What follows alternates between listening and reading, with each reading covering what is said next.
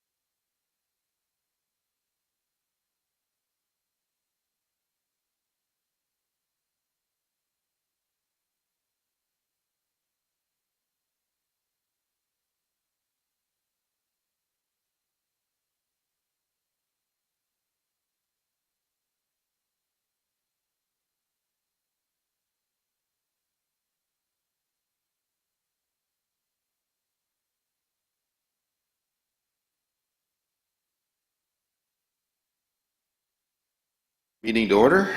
Mr. Richmond, please call the roll. Good morning, members. Mr. Runner, Here. Ms. Ma, Here. Mr. Horton, Here. Ms. Harkey, Ms. Stowers. Here. Okay, there's a quorum present. Meeting to order. I'm going to ask Mr. Brian Wiggins if he will step up.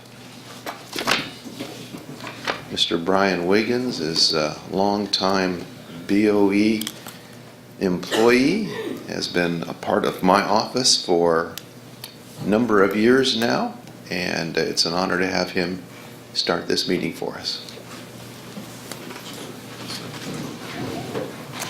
Ready?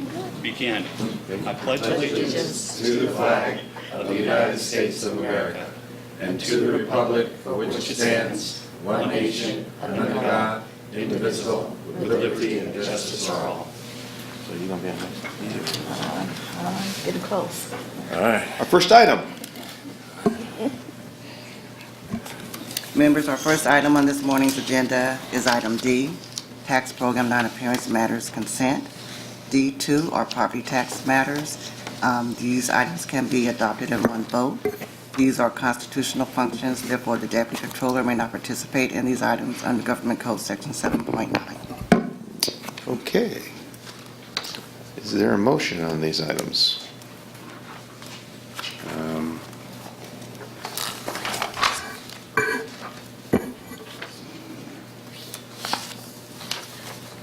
Mr. Chair, move approval noting non-participation by Deputy Controller pursuant to the Constitution. Okay. Second. And a second. Without objection? So be it. Okay, next item. Our next item is F, Other Tax Program Non-Appearance Matters. F1 are property tax matters. This is also a constitutional function, and therefore the Deputy Controller may not participate in this matter under Government Code Section 7.9. Okay, and there's a report here. Yes, my name is Samuel Wong. I'm the manager from the State Assessed Properties Division. For your consideration is one row correction, which results 2 adjustments to non-unitary land assessments due to assessee's reporting error. I ask that you adopt staff's recommendation for this row correction. I'm here to address any comments or answer any questions you may have. Okay, any question, members? And is there a motion? Mr.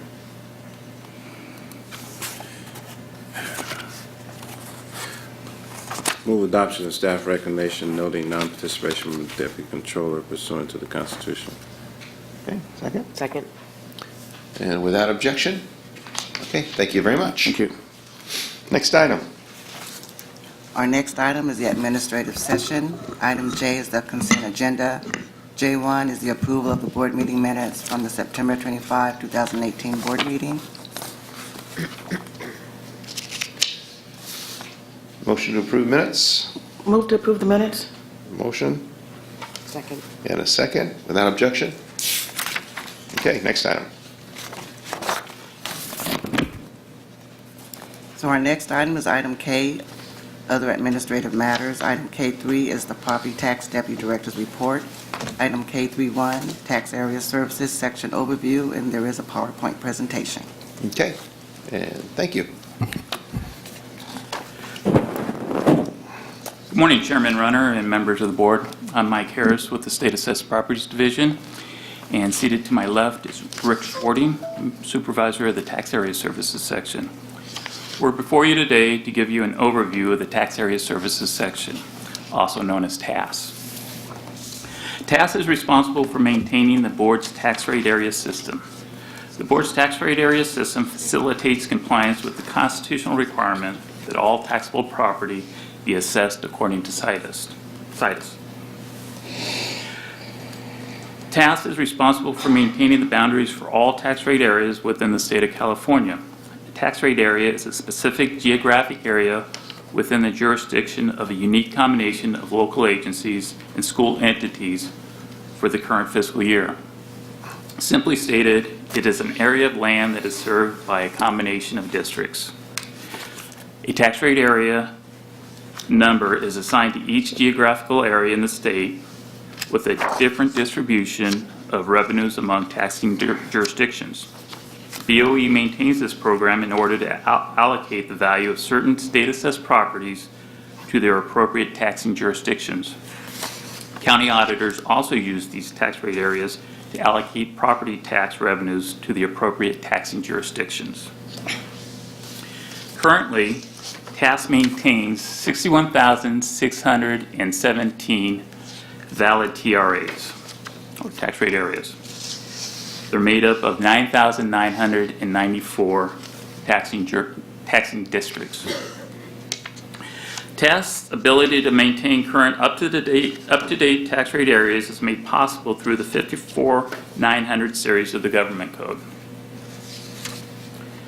Section 54900 requires that a statement is to be filed anytime there is a creation of or change in boundaries of a taxing organization that is carried on or utilizes the regular city or the regular county assessment roll.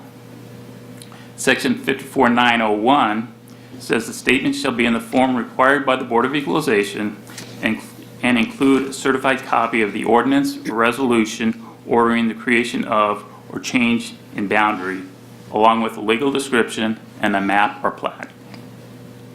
Section 54902.5 allows the board to cover the cost of processing a change of boundaries by developing a schedule of fees. And Section 54903 says that a district must comply with the filing requirements before it makes an assessment or tax using the regular city or county assessment roll. This current slide shows the tax rate area map that this building, 450 N Street, is located within, and the list of districts that are included in this tax rate area, which is TRA 003009. The first three digits are called the primary number, which identifies an area being in a city or an unincorporated area. If it is in a city, the city has a specific primary number. In this case, Sacramento is 003. If it's outside a city, the primary number identifies the school district it is located in. The last three digits are called the secondary number, and it refers to all other districts within the TRA. The tax rate area system was developed in the 1930s after Section 19 was added to the Article 13 of the state constitution. This gave the State Board of Equalization the responsibility for assessing public utilities for ad valorem property tax purposes. It also requires the board to allocate the property for taxation according to its situs. From 1935 to 1998, a total of 63 years, the tax rate area boundaries were maintained on vellum paper maps. The drawing of a change in boundaries was labor-intensive and required the use of chemicals and large amounts of ink and paper. It required the map to be drawn twice to ensure that the permanent map was drawn correctly. Beginning in the mid-1990s, with the development of digital mapping, the board began digitizing county base maps for TRA maps. The first county map, Stanislaus, was fully digitized into a TRA map in 1998. The 57th county base map was fully digitized in 2016. This county was Santa Clara. San Luis Obispo does not currently have a base map and therefore has not been digitized as part of the TRA system. However, the county is in the process of creating a base map and it expects it to be available for use in 2021. Once the map is available, it will take several months for tasks to digitize TRA lines onto the map. Currently, the tax rate area system section positions include a research data supervisor 1, which is Mr. Schwarting here, 1 research data specialist 1, 6 research data analysts, and an office tech. The section processes, on average, about 360 boundary changes a year. TAS is currently transforming digital TRA boundaries into GIS shapefiles, which is a data storage format for storing the location, shape, and attributes of geographic features. As of today, 20 counties have been transformed into GIS shapefiles. Upon completion of the project, an online map will be made publicly available on the BOE website. This map will allow users the ability to view entire district boundaries using a simple query, find a TRA number by entering a situs address, and quickly generate a list of all jurisdictions within a TRA by clicking on a TRA within the map. This concludes the overview of the tax area services section. We're happy to answer any questions you may have. Thank you. Chairman, Yes, question. I have a couple of questions. You kind of gave us an overview of your current staffing, supervisor, specialist, analyst, office tech, 6 analysts and 1 office tech, and you're processing about 600 boundary changes per year? I'm sorry, that was 360. 360? Do you have sufficient staffing to do this workload?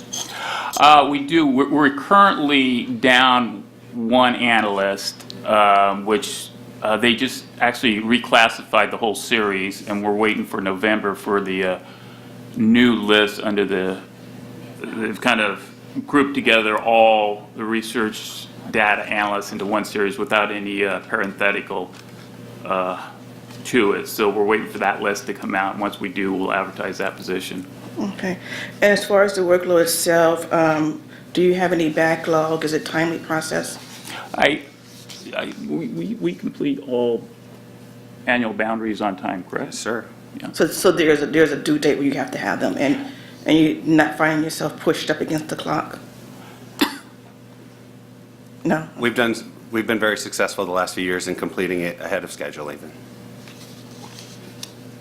Are you overstaffed? No, sir. No, that comes down to the fact that we have modernized our mapping techniques and the software, and we are able to do the same job in significantly less time and without the duplicate replication that we had to do for quality control of the old style mapping. Do you have any issues with pay parity? Is the pay competitive? Yes, it's like Mike mentioned, that since they've consolidated all of the analyst positions across the state, we're doing analytical work, and it is appropriate to be in this classification. Thank you. Mr. Chair, Yes. thank you for the presentation. Is there a map for Los Angeles County as well? Have you Well- finished that? We have fully digitized Los Angeles County. And within that is all the city boundaries within the county. Okay. Los Angeles County passed what they refer to as Measure H. That was a transaction use tax increase to address homeless issues and affordable housing. Are you familiar with that measure? I have some knowledge of it. Has that been incorporated in the map? Not our maps. Our maps are only for property tax purposes. Now, our maps do have all the city boundaries in them, but I believe TFA is responsible for collecting that tax on behalf of the counties, and they should have all those boundaries delineated. And in fact, when we get a change in boundary for any municipality, we provide them a copy. Yeah, so is CDTFA, I'm realizing you may not have the answer to this, but is CDTFA doing the same tracking and mapping as it relates to the transaction use tax? Well, we don't do that tracking for the transaction and use tax. I'm assuming they do. The only crossover I would think is we do delineation of cities, and of course their main delineation is for municipalities, incorporated areas. So prior to the quote-unquote new BOE, who handled the tracking for the mapping for the various different transaction sales and use tax? That would be what was the local revenue allocation section, which is now I believe the revenue branch, local revenue branch of the TFA. Okay. Thank you, Mr. Chair. Yeah, that was one of my thoughts and questions, and that is, I guess I'm a bit confused as to our role here in responsibility versus TFA's. Well, there is no crossover. We delineate all district maps for property tax purposes. Okay. And we provide those TRAs, I should say not district maps, but TRA maps. We provide those to the counties, and we also use them for the state assessed property to properly cite those to the counties, Okay. within the counties. You know, what they do in local revenue, how they delineate their maps, and how they track the boundaries for their district taxes and sales and use tax transactions, I couldn't tell you. Okay, so in the past, these mapping efforts were totally apart. Yes. Now, there would be times where they would come and verify some lines with our section, but for the most part, it Okay. was completely separate. Okay. Now, just out of curiosity, considering that this is electronic now and so forth, why have the two different departments? I understand why now, but why have these two different departments when it's just a matter of inputting data and then having I correct me if I'm wrong. Share with me the correct advice. Inputting data and the analysis, why not just include the local tax and the district tax and complete one map and then disseminate that one map? You know, I think in the past there had been some talk about doing a consolidation of that. Our district maps, if you look at our maps here, we're dealing with 61,617 different TRAs. It's a much more busy map. I can see where once GIS is fully implemented and you can highlight the attributes of a certain city, it would be easy for that crossover. I think prior to that happening, it would have been a little difficult with all our different districts in there for local revenue. But, Yeah.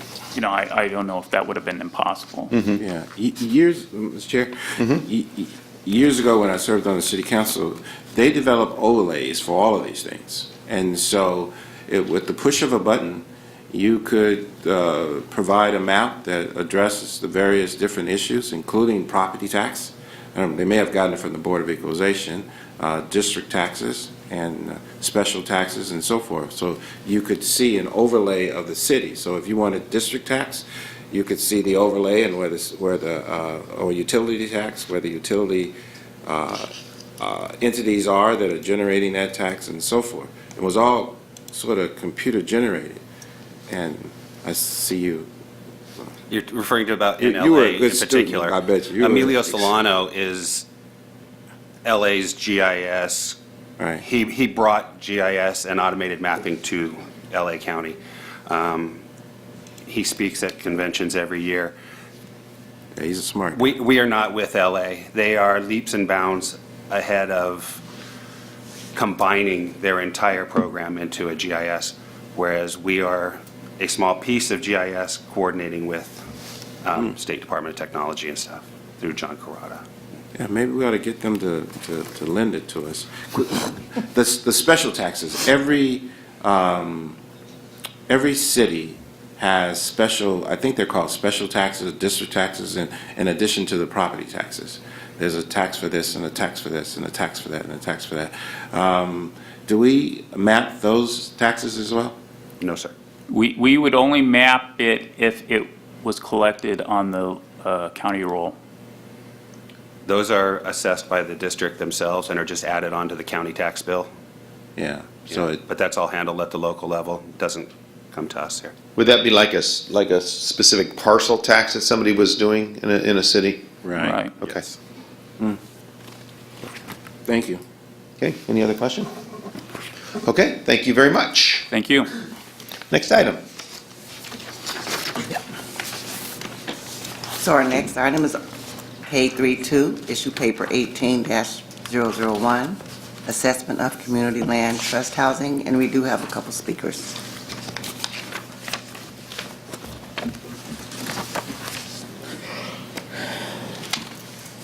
Mr. Young, thank you. Thank you. Oh, how unfortunate. I just broke my glasses. I will Just wing it.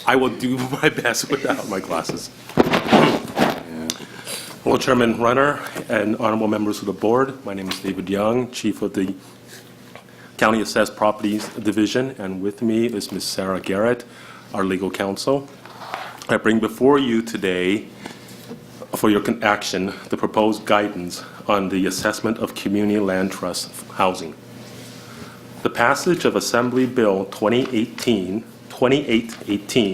amended Section 402.1 to require assessors to recognize the effect of qualifying private deed restrictions on owner-occupied homes built on community land trust land.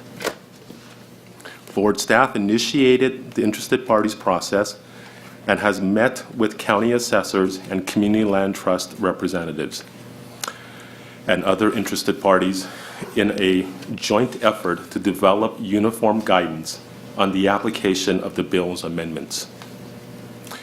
By the way of background, community land trusts are nonprofit organizations that make home ownership available at affordable prices to persons of low or moderate income.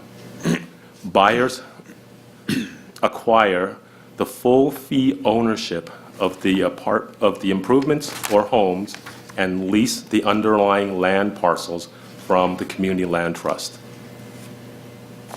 Since the passage of 2818, staff has met with on several occasions with county assessors, community land trust representatives, and other interested parties in a joint effort to develop uniform guidance on the application of the bill's amendments. While many issues were resolved, the following issues remain outstanding and were transmitted to you through issue paper 2018-001. In summary, the issues are: 1, separate assessment of land and improvements. Under staff's proposed draft, the improvements would be valued by reference to the purchase price of the improvements as agreed to between the buyers and the community land trust, and the land would be valued by reference to the present value of the lease payments. The community land trust representatives contend that the purchase price stated in the purchase agreement for the improvements alone should be allocated between the land and the improvements, and the assessor should not need to separately account for the lease payments. The second issue is time limitations on base year value corrections and decline in values. Staff's proposed draft would advise that corrections to the base year value or adjustments to a decline in value should not be recognized before AB 2818's effective date of September 27, 2016. Additionally, staff's proposed draft advises that where assessors fail to recognize the community land trust restrictions, it is a judgment error and subject to the existing four-year statute of limitations for correction, and at the base year for the base year value, and a 1 year for decline in value. The community land trust's position, articulated in alternative 2, is that AB 2818 is declaratory of existing law and is not limited to the effective date of the legislation. The failure to recognize the restrictions is a non-judgmental error, and the base year value can be corrected at any time, and a decline in value can be corrected within 4 years. I've submitted issue paper 18001 detailing the issues to be decided. I ask the board to adopt staff's recommendation, and I'm available to answer any questions you may have. Okay, we do have some speakers in I believe, both in opposition. Susan Scott and Francis McElveen. Yes. You guys know who's going first, or how you're doing that? I'll go first. Okay. I'm Francis McElveen. I'm with the I work for the Northern California Land Trust, which is a member of the California Community Land Trust Network, and I also sit as an officer on the board of the California Network. I think I first want to really sincerely thank and appreciate the BOE staff. I mean, we really appreciate how conscientious and willing they have been to work with us, and trying their best to find an accommodation for what our goals were. And we also appreciate the opportunity for the board to consider this. And I think I'll really start with what I think we see as the heart of the issue, and that is that rather than this being a conflict or an issue that can be solved by looking to existing policy, which I feel like BOE staff are really constrained by, that this really rather it's a philosophical question. And that question or that conflict is, how do you fit the square peg of an open market, quote-unquote, fair market value system, way of approaching real estate, into the round hole of the community land trust model? And to more fully explain that, the conflict is that you have a community land trust model which is predicated on permanent affordability of homes to low and moderate income families by removing the cost of the land from the transaction to them. And That is done by a variety of things. You have the nonprofit ownership of the land, you have public subsidies and private subsidies, or sometimes donations of land in order to remove that cost from the transaction, and you have the ongoing durable recorded affordability restrictions in the land lease effectuated through the split title.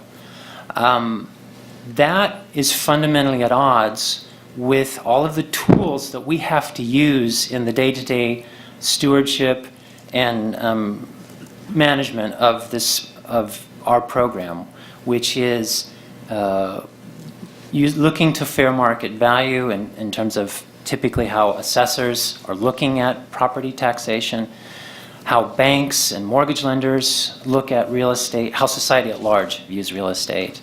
So we have this fundamental disconnect. We're trying to do something that's fundamentally different from an open market real estate system within the context of an open market real estate system, and that's why we've come to you. It's a deeper question.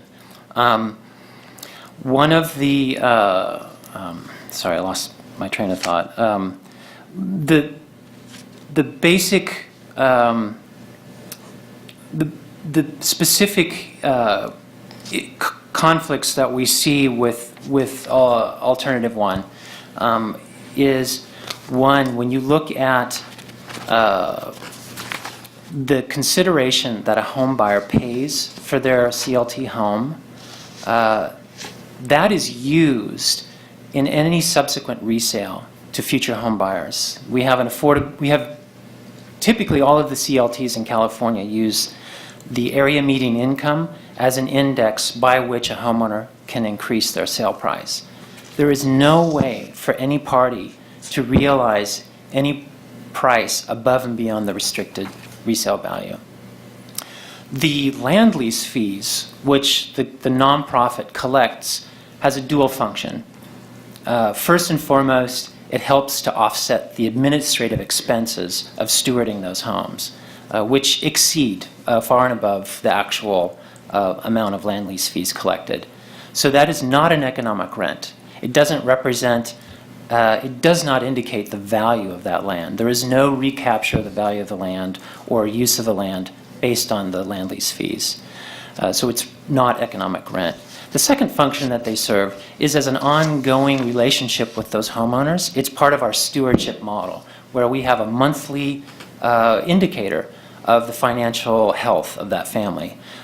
So it doesn't represent an economic rent. And looking to that as that stream of revenue as a way to ascribe value to that land, it doesn't reflect the reality. And the last point I wanted to make was that when we look at the transaction with the home buyers, the other philosophical conflict we have is we're working with. I'm a real estate broker, so I actually do these transactions myself with the homeowners, the home buyers. We're using California Association of Realtors forms, and we're using. And most of the other CLTs throughout the state use those forms. They don't really conceptualize a community land trust transaction.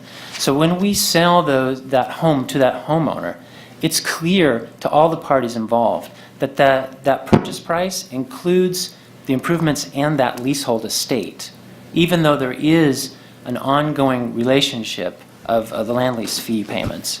But that we're seeing that's being transferred together. There is no possible realm where the improvements would be transferred to one party and the leasehold estate would be somehow separately transferred. And I think I'll just rest there. I don't want to take up too much time. Okay. Okay. So I'm Susan Scott, and I'm a founding board member of a community land trust in West Marin called CLAM, Community Land Trust Association of West Marin. CLAM. You got a letter, I think, from our executive director. I'm just going to give you some sort of idea of the practical realities. We are a small land trust. California has about 20 land trusts, is it?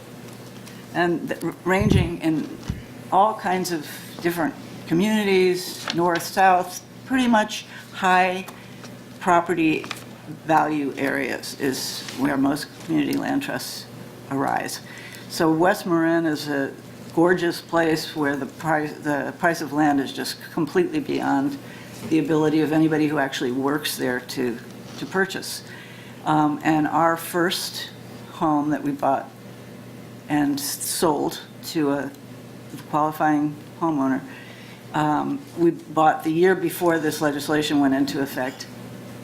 We bought it for, it was in terrible shape and we had to do a lot of rehab. I think we bought it for around $400,000, put several $100,000 into rehabbing it and sold it for $325,000. The assessor assessed the improvements separately from the leasehold estate.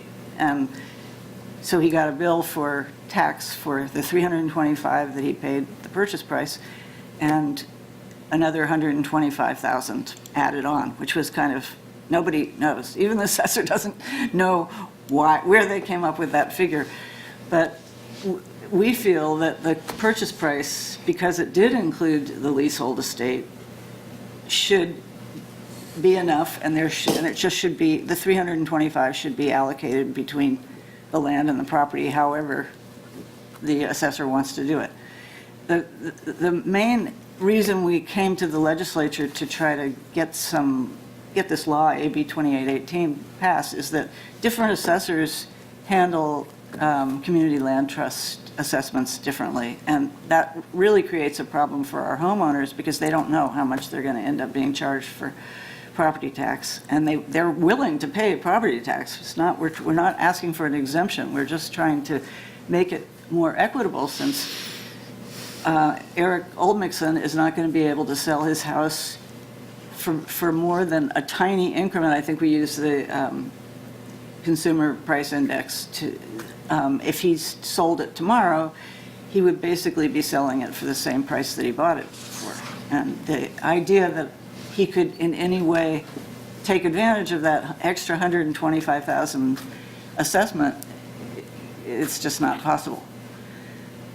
I don't know whether you want to go on to just ask us questions, or whether I should, would that be We'll ask good? questions. Okay. Okay, Member Ma. Yes, I have a question. So when you bought your house, you said you paid $400,000, put in a couple $100,000 in renovation costs, and then sold it for $325,000. How did you do that?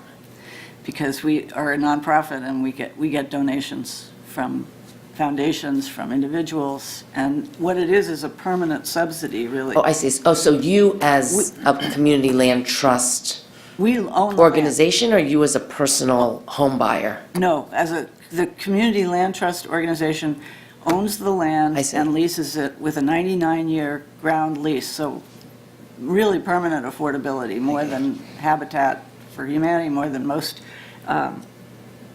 local below market rate home ownership plans. Okay. Community Land Trust is the most permanent kind of affordability. And so you say there are about 20 different land trusts? Correct. So they're all separate nonprofits? Yeah. And is there like a minimum requirement to be a land trust? You know, Model.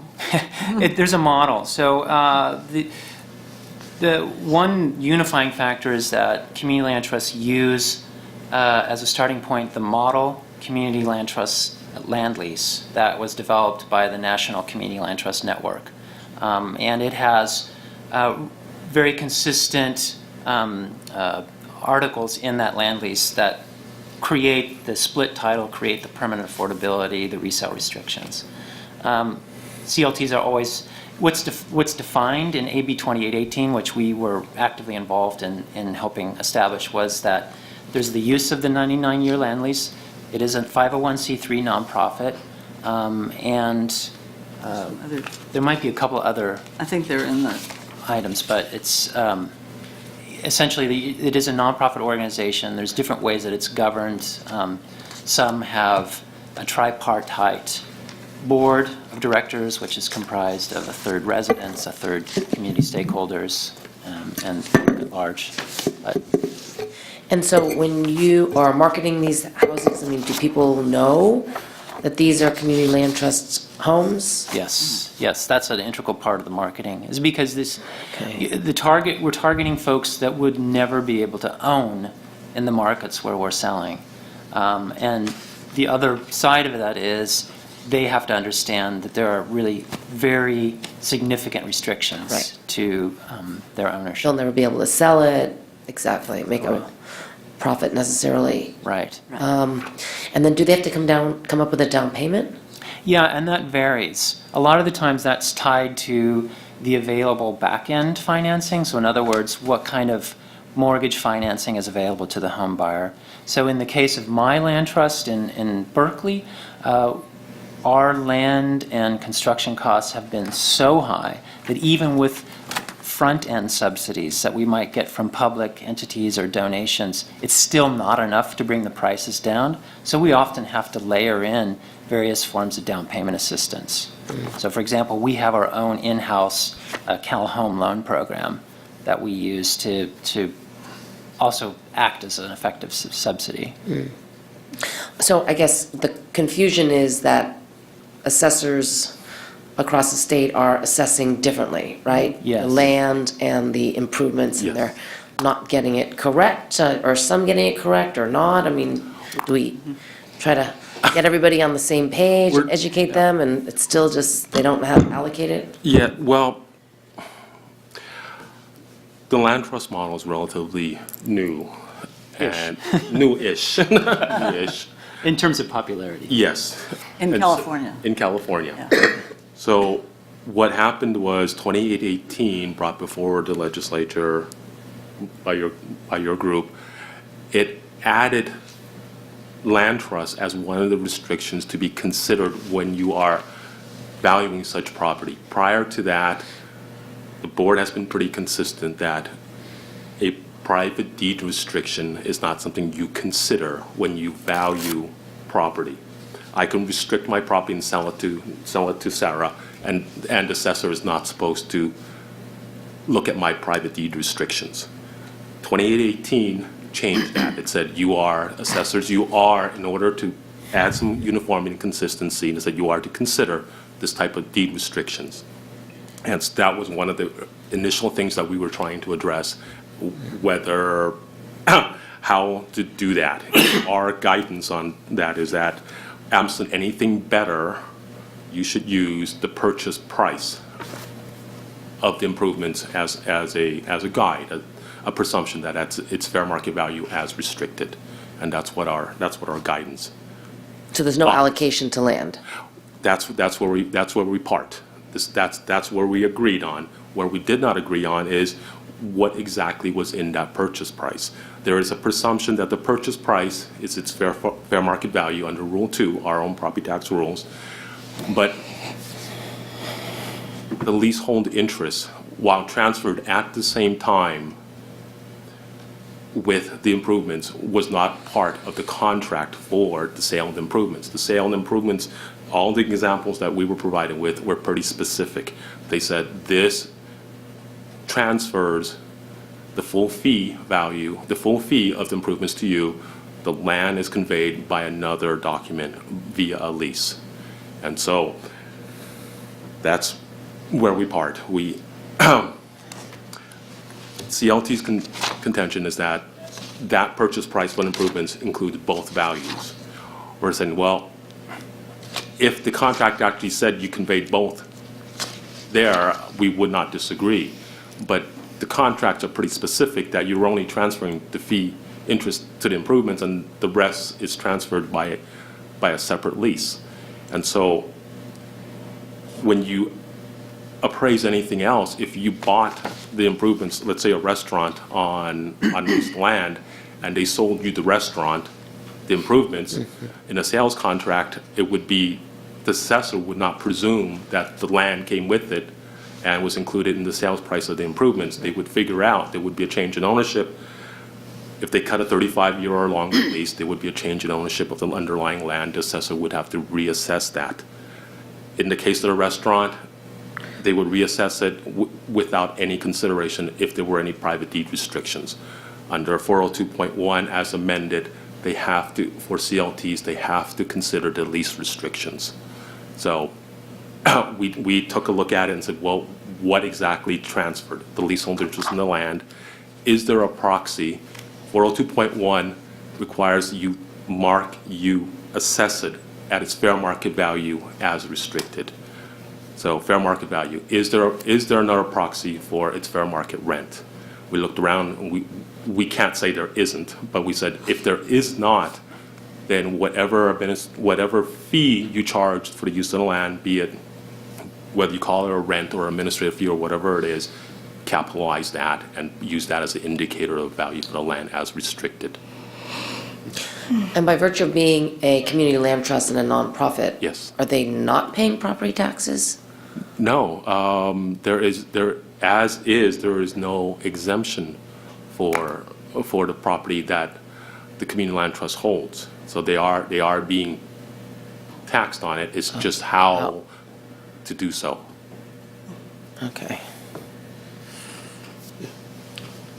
Star. Thank you. Yes. Thank you, staff and our speakers. I did go over the issue paper, and just going over the issue paper and staff alternative A, I do feel like going with this nominal fee, whether it's $50 or $100, to capitalize and come to a value of the land will really result in assessing the land value at an amount where these low-income families will be unable to pay for the tax, pay the property tax. And that's a really major concern for Controller Yee, because this taxation may result in them losing their house, and the worst-case scenario, becoming unsheltered. So I wanted to state that I think that there has to be a better way of getting to the value of the land. As far as the calculations, I still struggle with why you want to use this nominal fee when even staff is acknowledging that it does not represent market rent. It seems that you're comparing apples to oranges.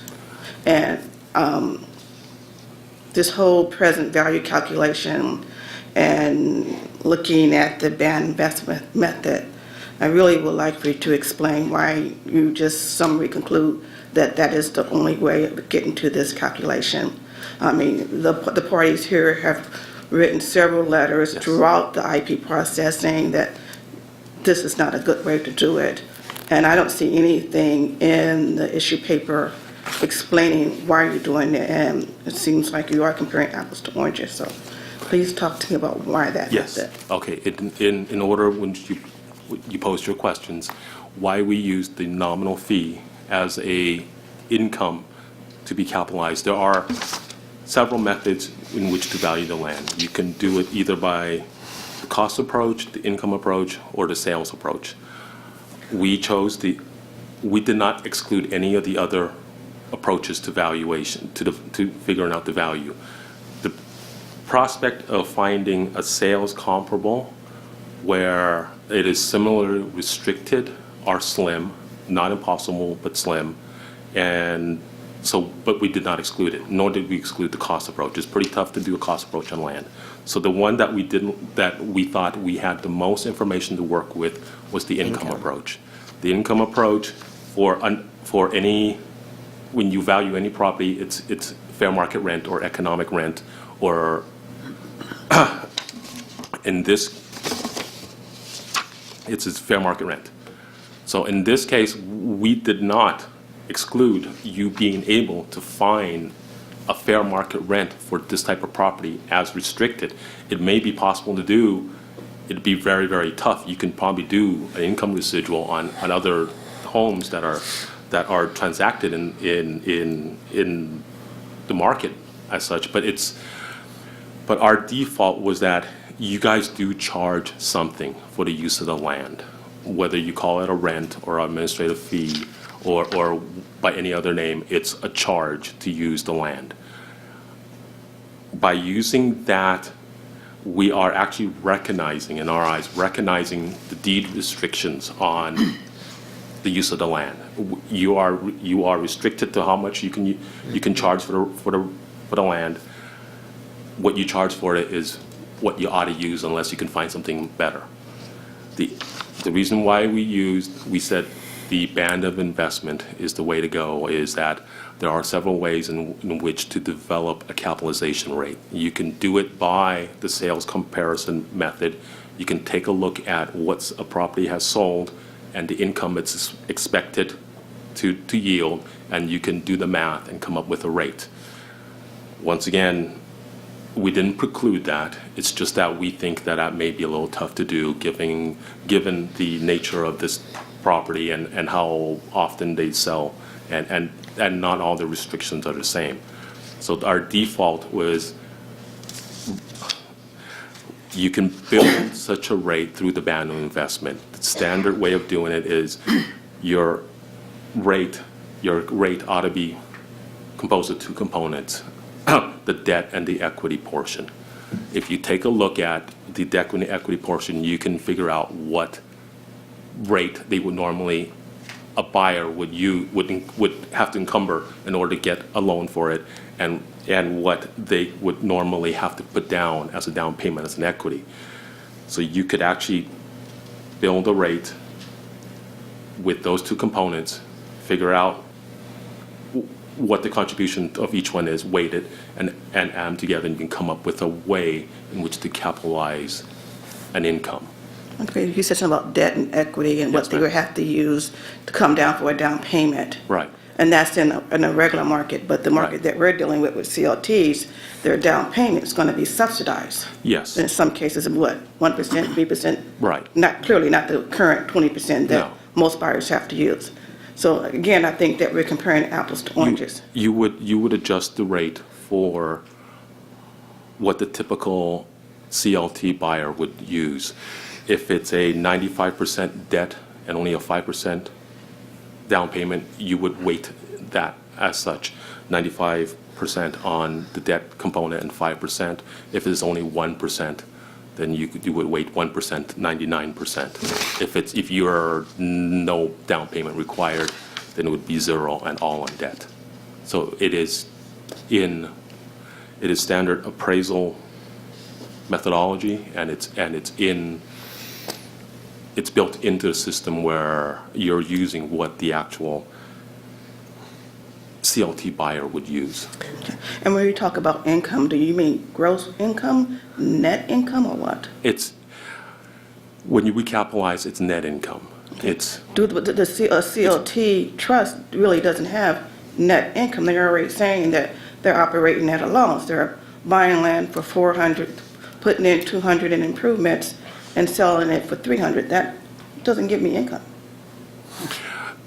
the net income for the use of the land, if they charge $100 and their expenses are higher than that, then the income, we didn't say that there could never be a instance where they would have a zero, basically net income. If that is zero, then we gave a nod that if it's zero, then you can capitalize zero and you end up with zero. We even gave a nod that it could be de minimis, and you can consider, if it's truly de minimis, it's included in the sales price. It's just that where we fundamentally separated was that in all cases, the value of the land is included in the sale of the improvements. Okay, let's talk about de minimis. Did you define de minimis in your guidance? We did not define de minimis in our guidance,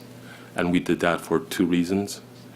One reason is that if we did, we run really close to have basically created an underground rule. And two is, what is de minimis in one market may not be in another. $50 may be de minimis in Alpine County. $300 may be de minimis in LA. We wanted to give the assessors the ability to use their discretion and judgment as to what de minimis is. I think the assessor should be able to have some discretion on what's de minimis, but I do believe in our role here, we should be giving a little bit more guidance, maybe not fixing it by a dollar amount, but by a percentage. And I think that the LTA did not do that. It's not complete analysis. It's not providing that guidance. And if we were to approve the LTA, well, I would recommend that we don't. And staff go back and define de minimis so that there is something there. Mr. Horton? Thank you very much for your presentation as well as the testimony. How does the Board of Equalization recommend handling when it's a public restriction? When it's a public restriction, it's covered under 402.1. The assessor is directed to consider that restriction on its value. If public restriction being zoning or anything else, if it's zoning, you have to recognize that it is zoned as single-family res versus a commercial property, and you have to value it as such. So the legislation, as I understand it, basically said that the assessor is to consider these personal restrictions as they do the public restrictions? Yes. Is there anything restricting the assessor using the market value to consider the market as a group of similar properties, not necessarily restricted by geographics, but by the nature of the properties? So in this case, the group would be the 20 different COTs that are out there. So why not just use that as a comparative number? There is, the code specifically says you are not to use comparables that are not similar restricted. So there is nothing. No, Yes. when it said not similarly restricted, are you interpreting the code to say that the restriction has to be the same, or the financial impact of the restriction has to be the same? So a restriction has value. I mean, a restriction has value, generally a reduction in value. Yes. But the nature of the restriction has the same effect. In this case, it reduces the value of the property. And each restriction, theoretically, regardless of the distinction of the numbers and so forth, has the same nature of reducing the value of the property, arguably, maybe, to the same extent. So the question is if the restrictions are deemed to have similar impact on the value of the property, can the assessor use those restrictions as a comparable, irrespective of where they're geographically located? Let me see if I can answer that. I'll try to pick it off in reverse order. I do not read anything in there that limits it by geographic location. Can the assessor use other property that are restricted but not similarly restricted if they have the same impact? Same valuation impact. Same valuation impact. Mindful that that's really a call for the assessor. It is a call for the assessor. And so we're just giving guidance, and ultimately the assessor would make the call whether or not it is comparable as far as the restrictions are concerned. The code actually has a provision in there that says if the restrictions are to be shown to have minimal impact on it, or the comparables have minimal impact, they can use it. So Okay. Are we? One of my concerns is that we may be considering form over substance, and so looking at how the actual contract is worded and developed. In this case, it appears that they separate the sale of the property from the leasehold improvement.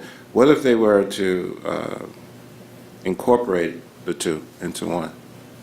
Sale of the property is also sale of the leasehold, liens and improvements and so forth, instead of separating them out. So if they were to say this, the sale of this property includes these We do. lease receipts, well, strike that. The sale of the property includes the 99-year lease and all the restrictions in the sale of the property. How would you view that? If the contract actually said that with it came the leaseholder interest, I would treat it as the sales price inclusive of the leasehold estate, and you should allocate the sales price. Question of the witnesses. Is there any technical, legal, tax reason why you separate out the two and not include them? I mean, primarily, it has to do with just the constraints of existing form real estate documents, that it's not really contemplated in the. I don't think it would be a huge hurdle for us to create a standardized contract amendment. One of the potential concerns that we would have to look at is whether that would undermine our ability to enforce any of the resale restrictions, or in the event of a foreclosure.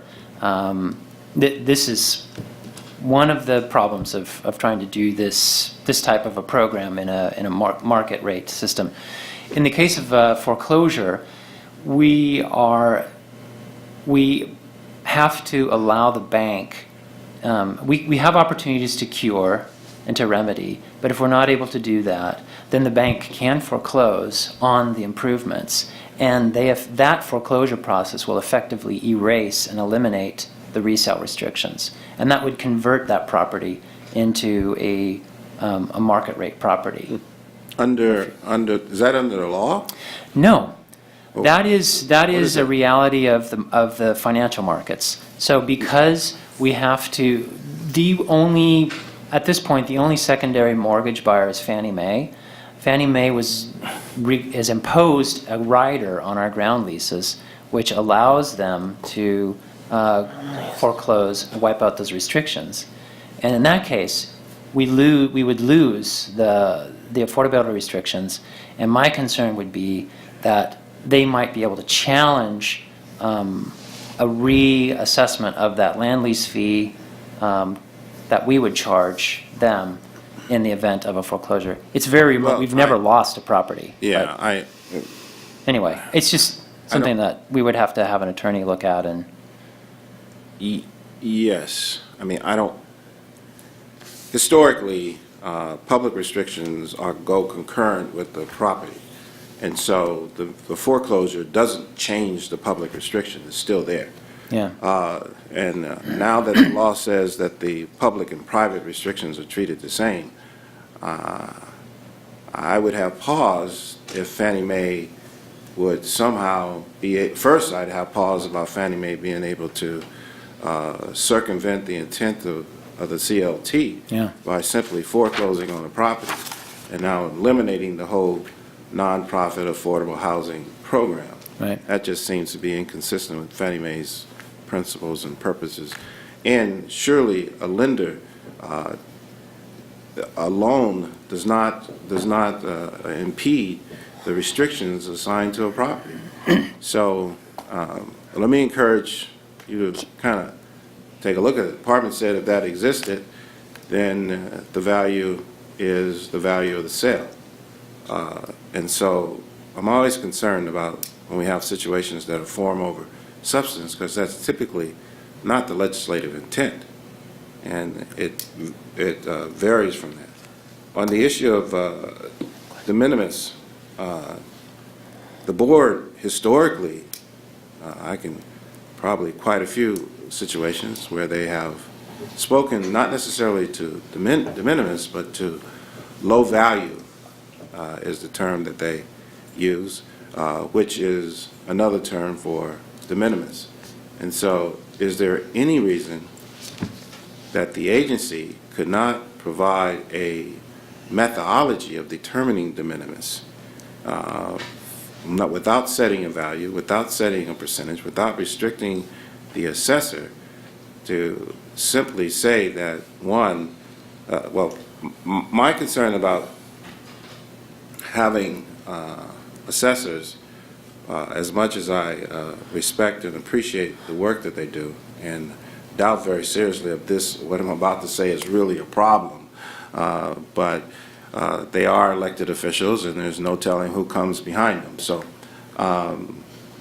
and is having de minimis arbitrarily determined without a public process. And so, where in the agency was to say that de minimis, that, well, without a public process, without the transparency, without the continuity, it would seem to me that it would be part of the board's responsibility to assure some consistency in determining de minimis, so that you can go from one county to another and you know that it's going to be calculated the same. The same variables are going to be considered. However, the end results may be totally different because of the variation of values from one county to the other and expenses from one county to another. So ultimately, the number may be different, but the methodology is in determining low value would be the same. What say you, staff? We would be open to exploring that, and we would work with interested parties. Now, mindful, what I'm suggesting is guidance, is not guidance on a methodology of de minimis, which in effect may, given the intended nature and history of these CLTs, may eliminate this problem as well, because, and more often than not, as they have testified, the revenue from these leases is not sufficient to cover the actual administrative costs. So inherently, it is de minimis. You know, by virtue of that method, period, is de minimis. There's no revenue. So one assessor in one county could say, well, if that's the case, and that could be supported, then it's de minimis. And so, because there's no value. And there's nothing, well, let me ask this question. Is there anything prohibiting the assessor from splitting the two, the land and the property, and splitting them and having a different method of computing the value? For example, on one you would use the market, on the other you could use the cost approach, and another you could use the income approach. And your recommendation is to take a look at the income approach. Right. So why not use the cost approach on the land and say, okay, well, what does it cost? And no one's making any money, so therefore there's no value.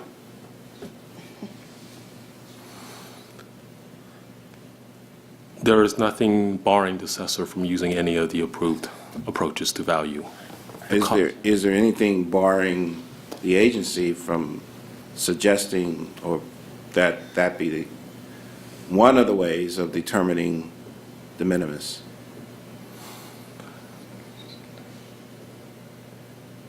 There is, okay. I'm I mean, trying to get away from giving them hard line direction. Right. Which, by virtue of saying this is guidance, you Right. don't have to follow it. You do what you want to do. Right. But Under the income capitalization approach, if you can show that you have zero income, I don't know if there would be a whole lot of argument from the assessor or even from us that you should, when you capitalize zero, you come back up with the zero. okay. We've even given them the nod that if it's de minimis, and we have not defined de minimis, that if you're close to zero, it ought to consider it in the sales price. No, mindful. I'm not saying an amount. I'm suggesting that a method. A method. A method. You know, I would question if the agency was telling us in a specific amount. That takes away the professional Right. judgment of the assessor, but a method gives them guidance and hopefully brings about some level of uniformity throughout the state. Can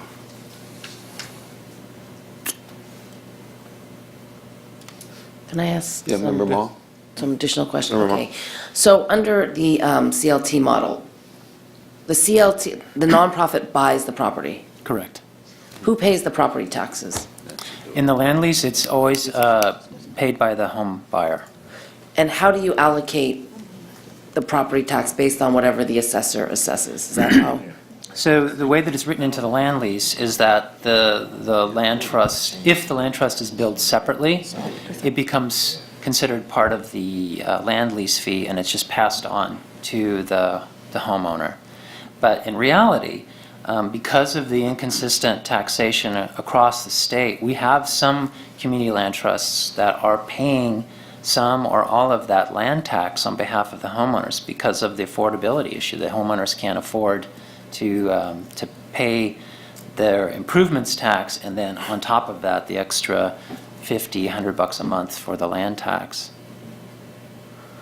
So we're here today because of inconsistencies, That's right? On your books, I mean, the buyer is not really a buyer, they're like a renter, right? Well, I Like, mean, let's say you own the building, you charge the rent. It's kind of a hybrid model, I guess. They're supposed to pay a rent, and then they're supposed to pay their own property tax to the assessors. So they get a bill in their name. Right. But when they sell their property, it says, I'm reading, the Wikipedia page, for example. So it says that the property owner is entitled to some nominal profit. Like, how does the property owner get out? Let's say they're moving. So when the property owner, there's a really very explicitly spelled out procedure in the land lease. They notify us in writing. We use the formula in the lease to determine what their maximum resale price can be, and we let them know that, and they can choose to go and market, find a realtor on their own and try to sell it that way.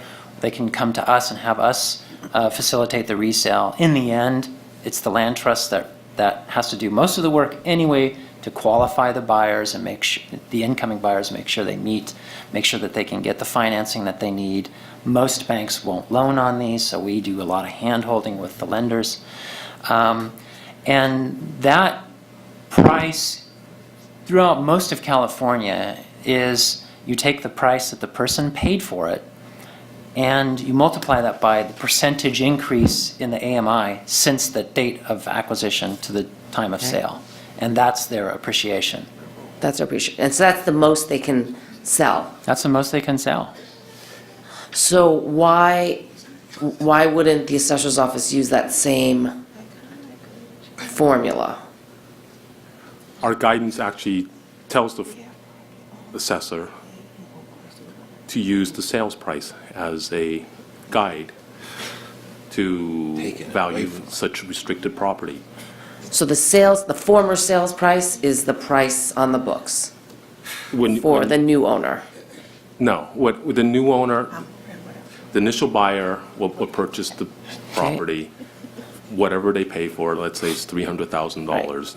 Our guidance is to, unless you have better indicators of value, to use the purchase price as a guide to value, as restricted. Okay. And So how often do you think the assessors deviate from that? I don't, It's frequent. it's, And they just bump it up to fair market value? We've had that happen in rare instances where they went full market value on the home. In other cases, they'll do an income capitalization approach. In other cases, it's like a strange hybrid. Like I think maybe they're attributing. So, for example, Irvine Land Trust has the largest problem with this, where their assessor really disagrees with them on the approach, and had assessed the homes at such a high value that the homeowners had to sell their homes back to the CLT and then rent the units from them. in Alameda County alone, the assessor treats some of our units differently than the way they treat Oakland Community Land Trust units. Oakland Community Land Trust units, they treat the improvements, they have moved the improvements off of the secured rolls onto the unsecured rolls. And because there's not a checkbox for that, sometimes people get houseboat on their homeowner exemption form. So it's, but other assessors, for example, San Francisco and Sonoma, they use this method. They assess the value of land and improvements at the restricted resale price. So it is all over the map. That is our primary concern with allowing a capitalization, an income approach to assessing the land separately. Because in reality, they really are all de minimis, the land lease payments. So, And it doesn't really matter because when they sell the property, the land and the property go together. So there's no, depreciation or, correct. Right. Yeah. Unlike other pieces of income producing property, I guess. Yeah, there's never a scenario contemplated where there would be a divergence of interests. In other words, who owns the improvements and who owns The land. the leasehold estate, and also who owns the land. It will always be owned by a nonprofit. Okay. Yeah, just a couple of questions. Clearly this is a appropriate issue for us to discuss and come up with some guidance on, since there seems to be such diversity in how it's applied. I guess the core question that we're having this discussion about is, how do you do that, and what is that method? Let me just ask a couple of questions. I guess part of the issue that I'm looking at is the core reason for this public policy is affordability. Getting people into homes in high income areas or high land areas and getting people in those homes. So it seems to me that it's cost purposes then, there's a cross purpose then if you have the assessor kind of undermining the concept of affordability. Right. Yes. And undermining that process then that has to happen there, because for whatever reason, the public policy of that area through, again, the public policy of those political folks in that particular area decided that this is what they want. And I don't know, I'm just confused then when the assessor can step away from that and say, well, that's everybody but me. Right. And I think that's where I'm concerned about that being the potential issue. And again, the core of this issue is a concern that I have, in the sense that it's the problem with California high house prices. Yeah. And that is, at some point in time, we're all paying for everybody's houses in some areas. And so that's a concern, because at the same time, the government is a participant in raising all these costs for housing. So that's a concern that I think we have. But outside of that, regardless how I might feel about that, the policy is affordable housing. Let me just ask, this seems to be such a fundamental issue. When the legislation was done, how was this addressed, or was it addressed, or was there an attempt to address it? Yeah, we came into the process with actually 3 different primary asks, and this primary ask, this primary ask was that the sale price would be indicative of the land and improvements value together in terms of assessment purposes. We also asked for an assessment standard for limited equity housing cooperatives, which is another model that we use. And we also asked for getting parity on exemption, property tax exemption during development phase that is enjoyed by LIHTC, low-income housing tax credit projects. And I think what happened was that we ran up against a lack of understanding, basic ignorance about our model, with with both legislators, with staff, and we had to pare back radically. And at a certain point, we even lost the explicit definition of the presumption of value being land and improvements, and that was a legislative staff decision. They said, this isn't politically going to fly. We have to, back down from that. And if we had prevailed and persisted on that, we wouldn't be here today. We would. Okay. May I- Okay, let me just. Comment let me- on that real quick? Because I did Real see quick, that yeah. language in the initial bill, that the purchase we combine the two. And I think that the speaker is correct in that there was some misunderstanding on ledge staff part, because they wrote in their analysis that basically that language was not necessary because the assessors are required to look at the purchase price to determine the assessed value. But yet, the staff did not comment that the assessors will look at the value of the lease on different change in ownership. So in the attempt to simplify, they created the. They created, yeah. Okay. Let me just, on that issue, or backing away from that, because again, I think we're all well enough, understand how sometimes the intent of legislation or the idea of how it may be applied ends up being very real and different when it actually then ends up happening. I, for one, as I mentioned before, I'm uncomfortable moving with the recommendation because I do believe that it does undermine the public policy intent of the affordable housing objective. So I think what we're doing here with this recommendation opens up the assessors to be able to kind of be on their own team when it comes to the issue of that affordability discussion. And I think that needs to be resolved. I'm not sure what the answer to that is, and maybe there's more work that needs to be done to this. But let me just say, no matter what comes out of here, in terms of that, and as we do as we come later on, and probably soon come to some agreement on LTA here in the future, clearly that's just guidance for the assessors, and the assessors can continue to do as to how they want to do, and then of course your objective process is to go ahead and fight that in court.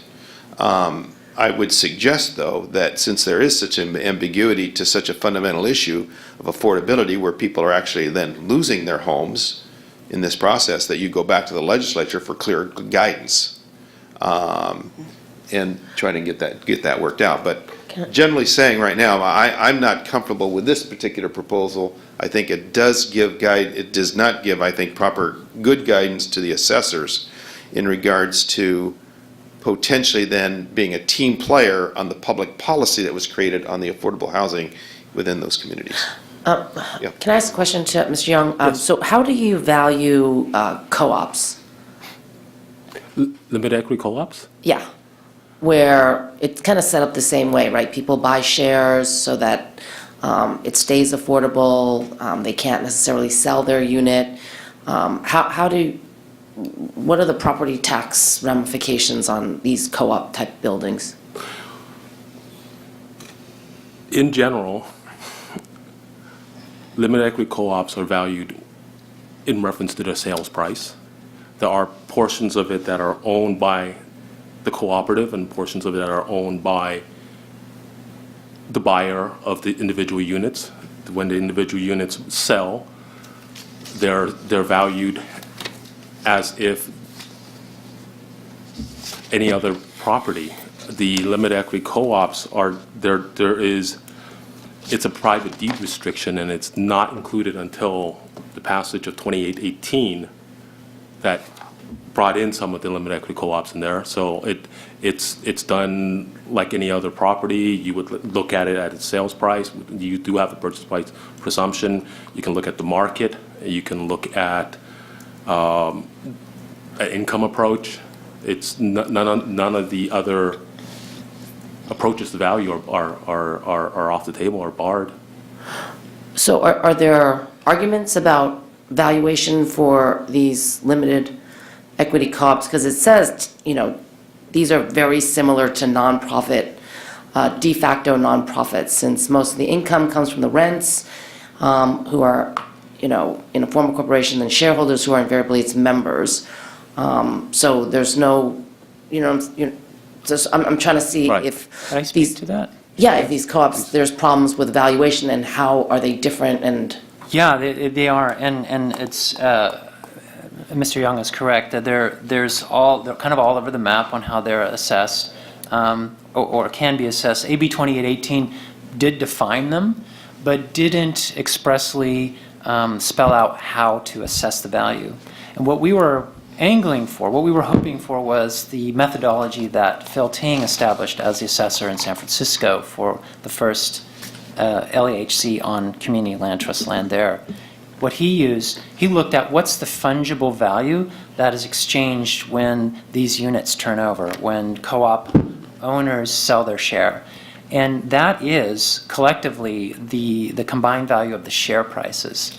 So in that case, there was a co-op that it cost $4 million to build, but each of the 20 co-op members invested $10,000 as their share price. That's the maximum amount they can get back, plus CPI.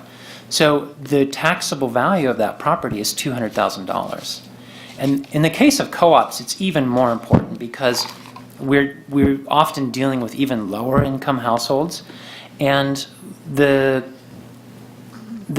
monthly housing costs that the co-op members pay can be dramatically higher if they're being taxed at $4 million.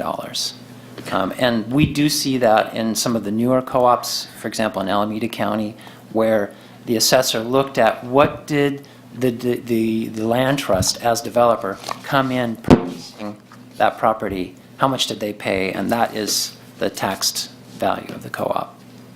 so in the $4 million building case, what is that building taxed at? $200,000. Because that is the combined, that's the 20 units at $10,000 each, the share price that the co-op members paid for their equity. But the property, when they purchased it, was worth $4 million. Well, that was the, I don't, it probably was less what the co-op itself paid, because there was a lot of public subsidies. But the co-op itself has, when they acquired the property, they put in $200,000 in share equity, and they probably took on a mortgage of, say, $800,000.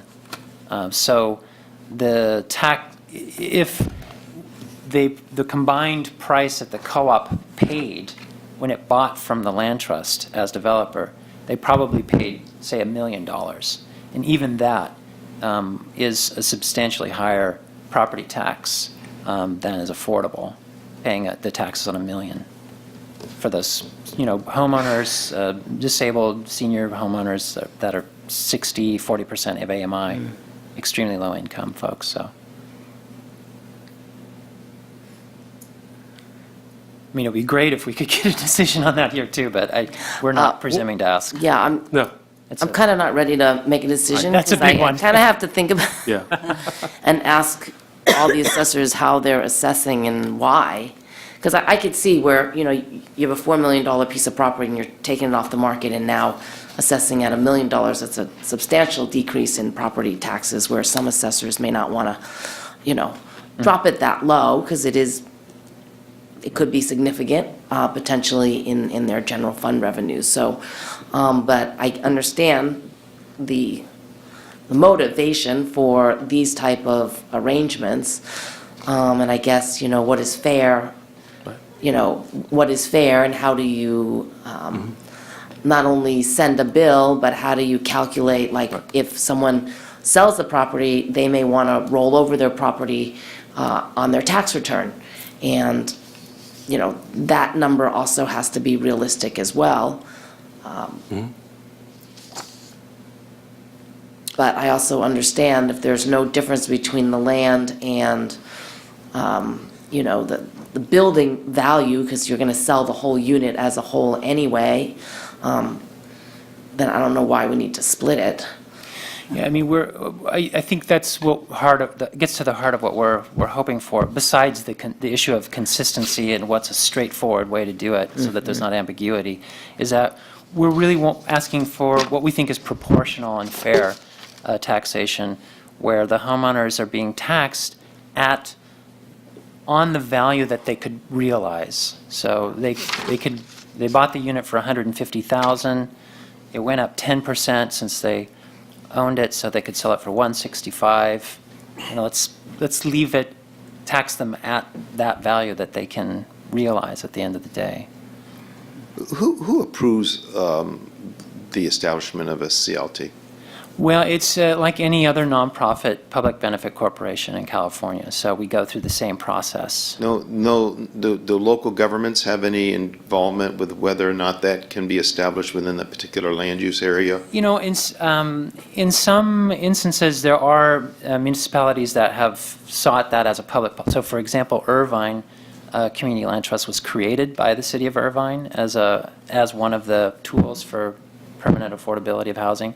But in terms of like land use restrictions or zoning restrictions, the underlying zoning restrictions apply, but they don't. Because so the concept is of a CLT could be just dropped in on a local government. It's an overlay. It's simply an one of the benefits that a lot of people see to community land trusts is that they are not a municipal entity.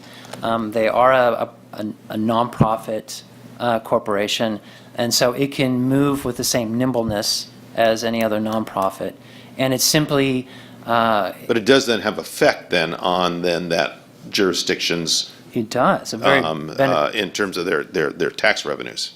Yes, it does. But it also has a very important stabilizing effect on neighborhoods. So by enabling people who are working class to stay as homeowners in their communities. But then that's a public policy for that group, that area to make. They could make that in that they would then do things like allocate vacant land to CLTs or provide public subsidies. But for the most part, CLTs are doing this on their own with some. Project by project, we get public subsidies, but most of us do not get any municipal support. Okay, other questions? Member Horton. This is a question about the legislation itself. Does the department see it as declaratory or an actual change or any other components? Is any part of that legislation the declaring existing law? And are you able to separate where there's just new statute? It is not declaratory of existing law. The entire 2818 is. No, there was prior case law that indicated that there's only public restrictions that were to be considered. So this is a new sort of avenue that the legislature passed. Okay. Well, But, could I just comment on that? That yes, ma'am. The actual language of the statute does not limit the tax considerations to public projects. And so that's why we argue that the case that the Board of Equalization's been using to restrict the property tax reduction, to restrict the use of 402.1 to public projects is actually sort of a misinterpretation. It takes the case that established it, the Carlson versus Assessment Appeals Board case, and push it and says basically, these are two private parties making a collusive deal between them. This is not going to be something that can result in a reduced value under 402.1. And we're saying, but there's something that is, we agree with that decision, but we feel like it shouldn't be, it shouldn't result in a requirement that only government projects are available under 402.1 for the reduction. Thank I don't you. know if that's Because of the making public sense. purpose of the. My concern was with, more with the statute of limitation issue and the claim for refund issue, and whether or not an individual could go back if it was declaratory. as opposed to being restricted to only going back to the date of the passage of the legislation. Right. Mostly, we want to make sure that the assessors that we feel have been doing it right all along, that there won't be some kind of claim that, oh, you devalued this property before the law went into effect that allowed it. You know, Yeah. we don't want I mean, people to lose the benefits that they have been getting. It's not so much that we want to go and recapture those benefits.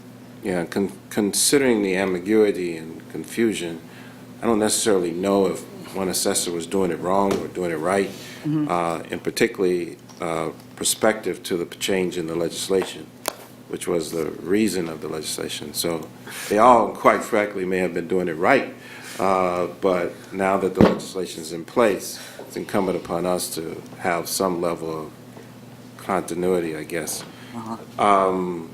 Question of staff, what if a local municipality incorporated this in their planning? I forget what it's called, but it's the restrictions that the city places on a development or in the planning process. The term will come to me, but If the local municipality adopted these restrictions within their own plan, 402.1 would apply. It's a governmental deed restriction. at that point it would be considered private. Would be considered, I'm sorry, sir. Private? I mean, No, public. that'll be public, yes, Public, and treated as such. yes. So it seems to me that the CLTs have a couple of avenues that they can go in order to accomplish their desired objective of having the land and the building treated as one. And it also seems to me that the agency should explore those different avenues and see if we can provide some clarity and have discussions with the various assessors to see if we can bring some uniformity in this application.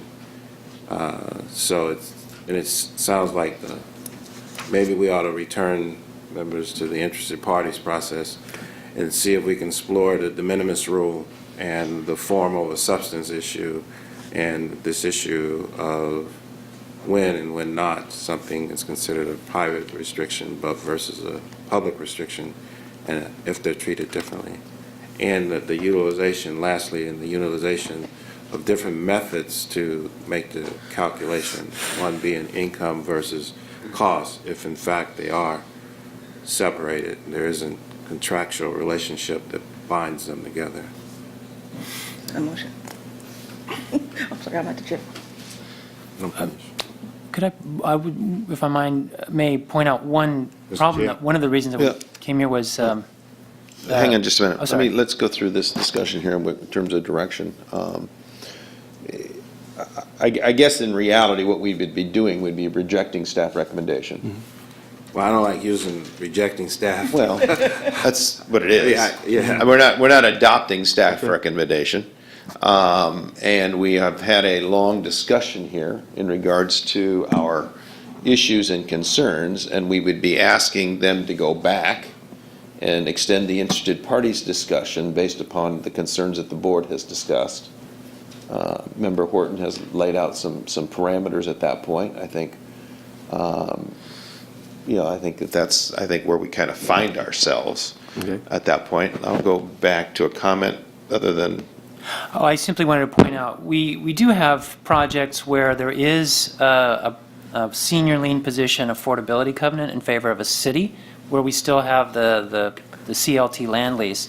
And even in some of those cases, we've had assessors assess not at the restricted price. Okay, so let me ask staff at that Yes. point. Does that clarity in regards to where it is that you need to move forward then to a next step? I believe so, sir.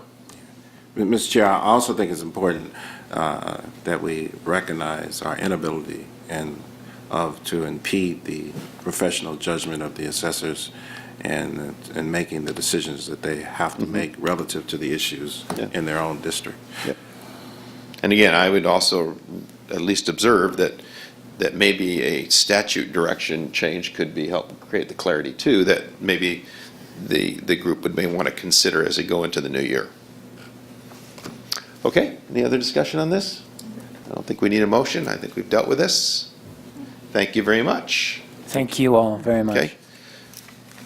Mr. Young, before you take off on there, we have an item that we're kind of in play with in regards to update on petition to amend property tax rules. Maybe if you could give us an update or bring in whoever you'd Yes. like to have come give us an I believe update Mr. Nanjo. as to where we are with that. Sure.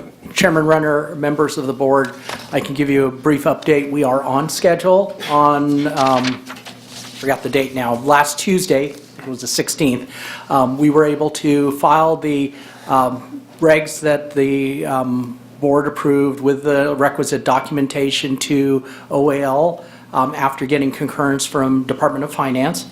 And we have actually gotten some preliminary feedback from OAL on an unofficial basis that it looks good.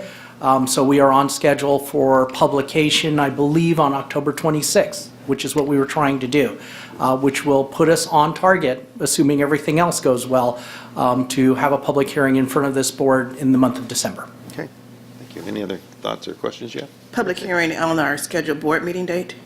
I'm not sure. That depends on the comments and our responses to the comments, so that remains to be seen on the exact date at this point. Date being either a November meeting or a December meeting? It's going to be in December, Okay. but I'm trying to make sure things occur so that we can try to have it on the board date, so Okay. you don't have to have a separate hearing Gotcha. date. I hear you. Okay. Yeah, And not November because it's too close? to- correct. Yeah, we need It a has to- 45-day period for public comment. Okay. Okay? Okay, thank you very much. Thank you, Mr. Young. Thank you. Ms. Richmond, our next item. Our next item is K4, the Legislative Research and Statistics Division Chief's Report. Item K41 is the 2018 Legislative Year in Review. Mr. Durham, welcome. Thank you.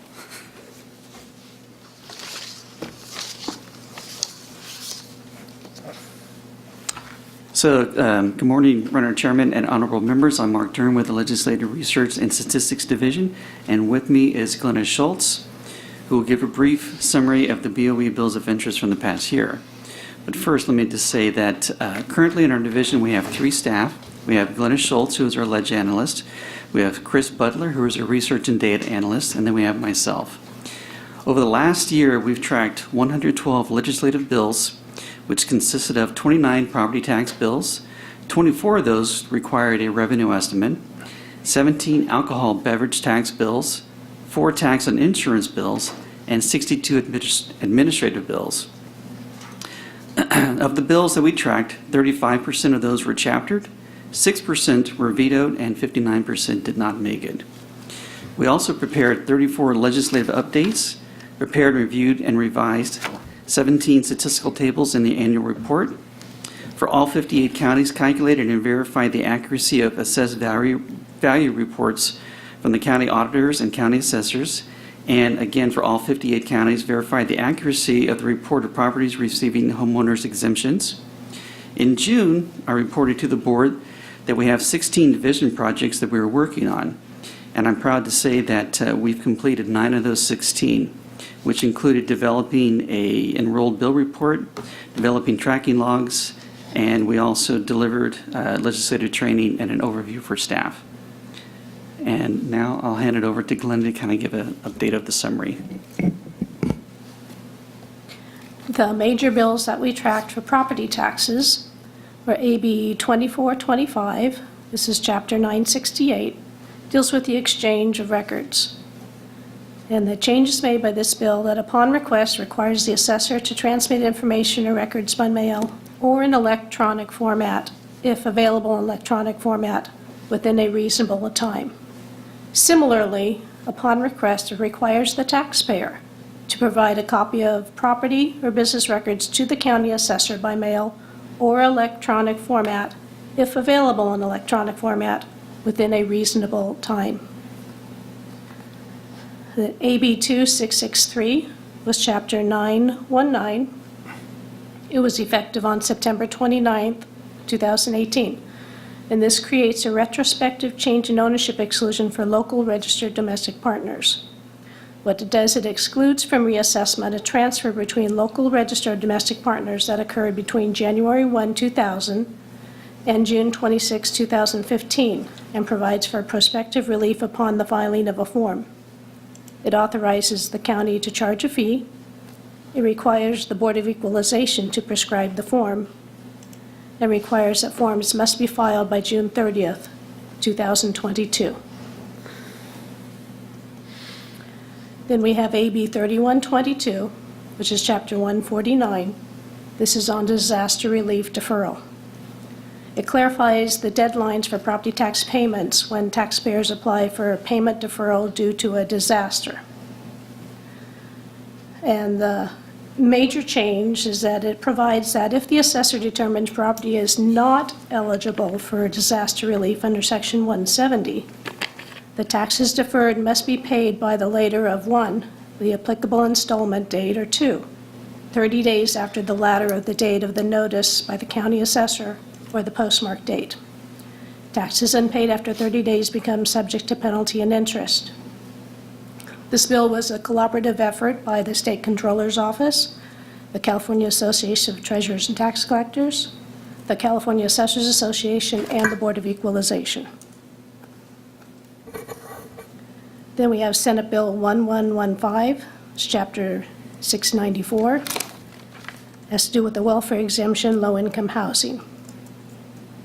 And this bill, beginning with lien date 2019, increases the $10 million limitation to $20 million. It requires the cancellation of outstanding taxes in excess of the $20 million limitation and related interest and penalties levied between January 1, 2017 and January 1, 2019. And it also prohibits escape assessments from being levied on qualified property if that amount would be subject to the cancellation. What bill is that? Pardon? What bill? That was Senate Bill 1115. Okay. And then we have Senate Bill 1498, which is Chapter 467. It is called the Local Government Omnibus Act of 2018. And the portion that relates to assessors is it adds an alternative manner for the assessor to satisfy the audit requirements.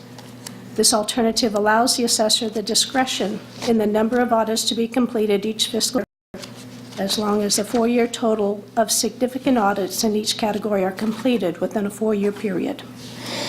And it provides that the first 4-year period commences with the 2019-20 fiscal year. And then we have Senate Constitutional Amendment 9, which was Resolution Chapter 1, and Senate Bill 558, also Chapter 1, that began the year. Okay, this added a new construction exclusion for rainwater capture systems that are completed on or after January 1, 2019. And SCA 9 became Proposition 72, which was approved by the voters on June 5th, 2018. And then its companion measure was Senate Bill 558, which adds to the Revenue and Taxation Code the implementation for the new construction exclusion, and provides that a rainwater capture system is a facility designed to capture, retain, and store rainwater flowing off a building rooftop or other man-made above-ground hard surface for subsequent on-site use. It also extends this exclusion to the first purchaser of a newly constructed building if the owner-builder did not receive the exclusion and a claim is filed with the assessor.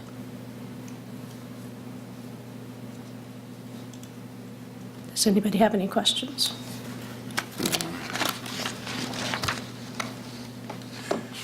Question, Mr. Chair. Question. Yes, Member Horton. Well, first, thank you very much for your service. It's an outstanding job. I don't know how you did it, considering your staffing, but I guess, is there still such thing as overtime? There is. Okay. Just a question about the impact. These legislations seem to have an impact on various different segments of our population, and including the assessors and the county clerk and so forth. Are there any plans to provide a level of education about these changes and how they affect our constituents? We are issuing letters to assessors on each of these that will be posted to our website. They'll also be part of our annual summary of legislation. So they're posting it on the website and sending a letter to just the assessors. That's the extent of the outreach and education? I think that's what we have done in the past, correct? Okay. Just want to know. Okay, other discussion?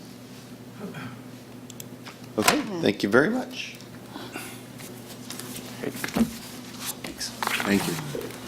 Okay, our next item. Our next item is item L, Board Member Requested Matters. L1 is discussion and decision of response to BOE Building Consolidation Plan. Okay, this is Mr. Horton. Thank you, Mr. Chair. Members, I know we've sort of discussed this issue on several different occasions, and each occasion I took more of an academic sort of perspective, try to flesh out the issues.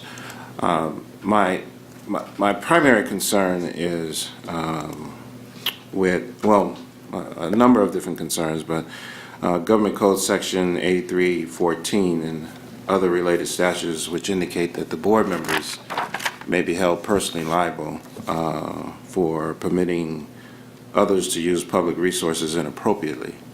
And given the various recommendations as it relates to strategies to accomplish the objective of the legislature, who set forth certain policies, and which makes sense, actually concur with those policy directions. But the actual cost is where I have pause, and more with the governance issue, and in relationship to the general intent and concept of separation of duties, to assure that no one state agency has complete autonomy to make a decision about the policy, as well as the procurement, as well as the payment. And so I don't know if that's the case, but I do need some clarity as to whether or not who has what authority here. And because what I'm being advised, or seem to be interpreted the advice, is that DGS has complete authority in all of those different areas. So a couple of questions of Mr. Nanjo, if I will. And members, I've shared these questions with him in advance, so to assure that he was prepared. So I'm not not catching him off guard. Which I appreciate, sir. Yeah. Mr. Nanjo, can you tell us, just for the record, what role does the board members play in that process? Very limited. If I can go over, perhaps it might be good to kind of discuss what the process is that's occurring, resulting in the current plan to move the Board of Equalization and the agency, consolidating them in the Natomas office. The funding for that move and the build-out, which is the primary cost, I think that's the $2 million estimate that you were referring to, Member Horton. Right. Is being paid out of the Architectural Revolving Fund. Now, the Architectural Revolving Fund, as I understand it, is for lack of a better term, a deposit fund that is managed and maintained by the Department of General Services. And what goes into the Architectural Revolving Fund, or ARF, is money that's paid by a state agency for a future project, either a building project, remodel, or what have you. And what's this, apologies for interrupting, but it might be helpful if I can help you in understanding as you go through this process. What's the source of those funds? Where do those funds come from? And who approves moving them into this particular pot of money? So the state agencies involved deposits the money in the DGS fund, so that would be a decision that's made by the state agency. In this particular case, what happened was, as I look back and did some research, was BOE, what we've euphemistically called 1.0, before the split that was caused by AB 102, deposited several $million. I think it was neighborhood of $3 or $4 million. I don't remember the exact amount, but that was in anticipation of a rehab of this building. So was that approved by the members? I don't know what the history is, but that I'm assuming that was either approved by the members or occurred somehow. So I don't have the history going back that far. Historically, the conferring powers was limited in two primary ways. One, dollar value, dollar threshold of $1 million, to any real estate transaction. It would seem to me that, and so any real estate transaction, any dollar value in excess of $1 million would require board approval. Correct. But what I'm not sure about is as the board members may know, I was previously over at Department of General Services. It was my understanding that in some instances, monies were allocated via the state budget and placed directly in the ARF for particular projects. In that case, I don't know if the board would have had the same governance responsibilities in that case. However, Who has, is the intended purpose of these funds that were allocated to this account the same, or in your opinion? I mean, I'm catching you off guard on this one, but not a problem. But it seemed to be so. The purpose was originally 1.0.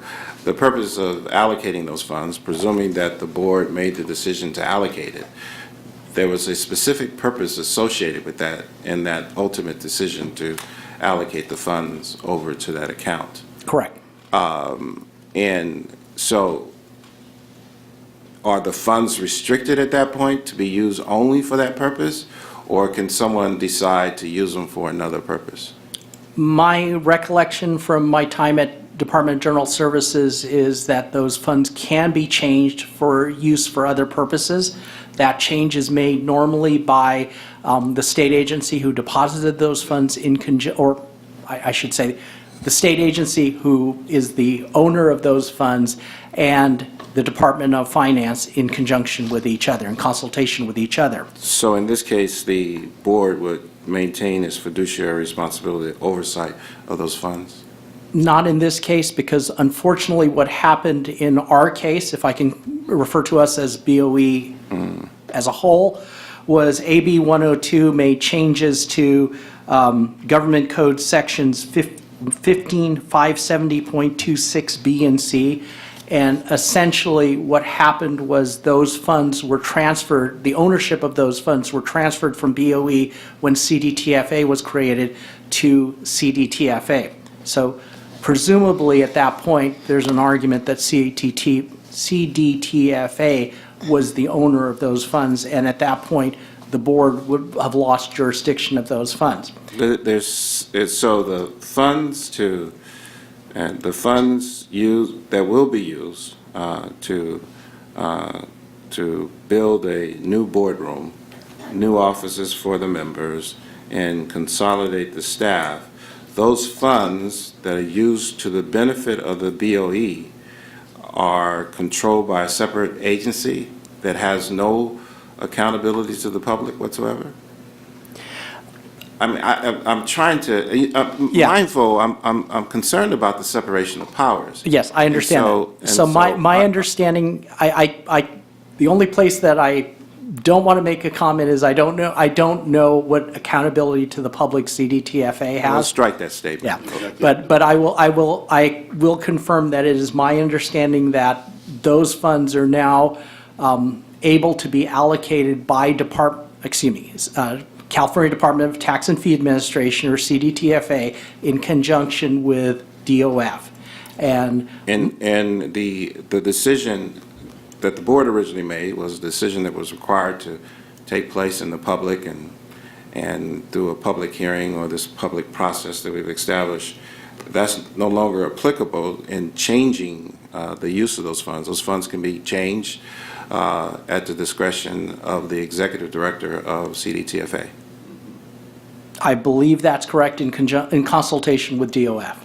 And it's your belief that that decision made by CDTFA, that the board members cannot be held personally liable for that decision?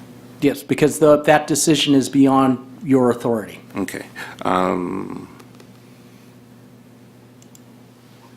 There's a series of other questions, but I think you kind of got to the issue of governance and the separation of power concern that I have.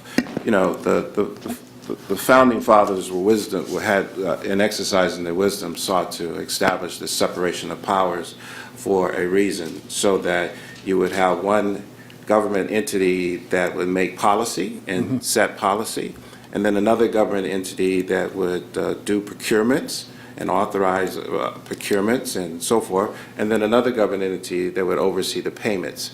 The reason was that you would not give one particular entity the complete autonomy to decide whether it would be 2.5 million that is being spent, 6.8 million, or in the case as estimated by the Board of Equalization, 250,000 to accomplish the same objective. Correct. To make sure that we were making fiscal decisions, prudent decisions with the expenditure of these funds. And the Constitution, in my opinion, gave the Board of Equalization the fiduciary responsibility over those funds. Yeah. And so I don't know if you can create this lack of separation of powers via statute. And I honestly don't believe that was the intent of the legislature, to give that much autonomy to one person, in this case, the executive director of CDTFA, in partnership somewhat, I guess, with DGS. So with that, let me just publicly say that I totally disagree. And I think it's an inappropriate use of the funds. I think it's inappropriate, it's in violation of the separation of powers doctrine.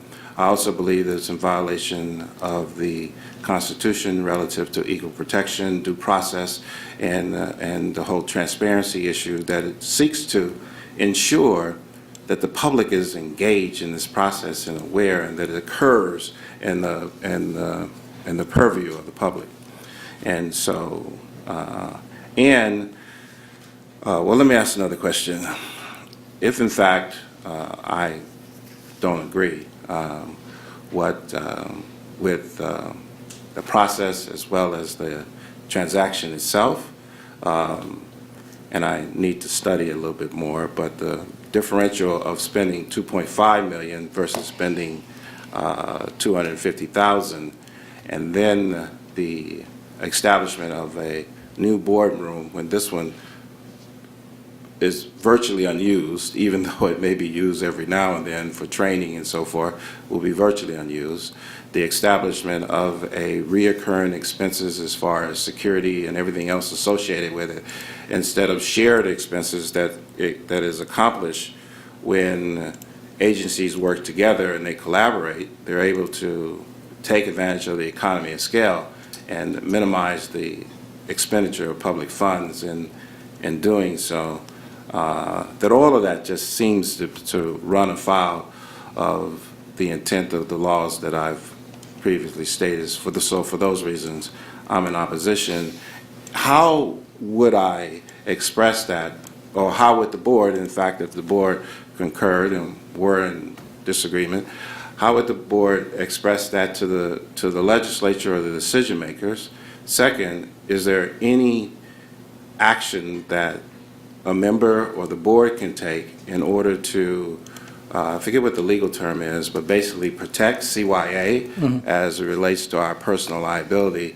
And in my case, and particularly in the case of the board as well, is that false narratives has been advanced to create legislative objectives, subsequently proven to be false, and yet still where members are blamed for things that they had no authority, no control, no governance over.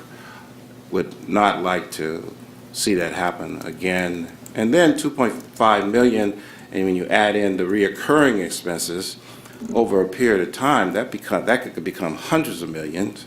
And quite frankly, from my perspective, I would prefer to use the least expensive that didn't create reoccurring. And if policymakers are willing to spend that kind of money, I would recommend that we use it for salary increases for our staff to bring parity with other industries. But, you know, that's my opinion, Mr. Chair. Well, I think I concur in regards to, I think, the concern of the unintended, or maybe they were intended consequences of the legislation. I think the reality is we have as the BOE an executive role, of which then was pared away and put over into a new executive role under the governor, and so the accountability aspect is basically moved from this board that operated in the public to an executive branch that does not operate in the public. And so as a result of that, I mean, not only do we talk about the issues in regards to this particular issue, in regards to decisions were made and how dollars would be spent, but as we, I think, are all well aware of, there are many policies to which we put into effect policy-wise with public discussion dealing with taxpayers, how taxpayers are treated and whatnot, that are vastly being changed without a public input with the new tax agency. So I think this is just another one of those, which then creates the more interesting issue for me and the irony of a bill that had transparency in its title. So I will end it with that thought. So, Mr. Chair, if I may, although it was kind of lengthy, there was a couple of questions in there. Yes, Member Horton, I did hear the questions. So the proper channel, if you will, is to probably, one of the things the board can do as either an individual board member or together as a board, if you so vote, is you can write a letter to the decision makers of this decision. The decision makers are, as I understand it, CDTFA, because they are the ostensible owner of those funds, DGS, who there's another provision that AB 97 and in the more current Budget Act was kind of repeated, which I believe the current Budget Act is AB 840 for this year, that allows DGS to have final say on where the offices for this board are, where things are, what's leased and procurement. And DGS is a decision maker as well. And the third decision maker obviously is Department of Finance. Just as further... In the legislature is the ultimate, or does this go before the legislature? Well, they don't, because they took, and this is another question. These funds existed, these are financial funds that were tied to the constitutional duties of the Board of Equalization. They were also tied to the fiduciary duties of the Board of members, were transferred by statute to a department.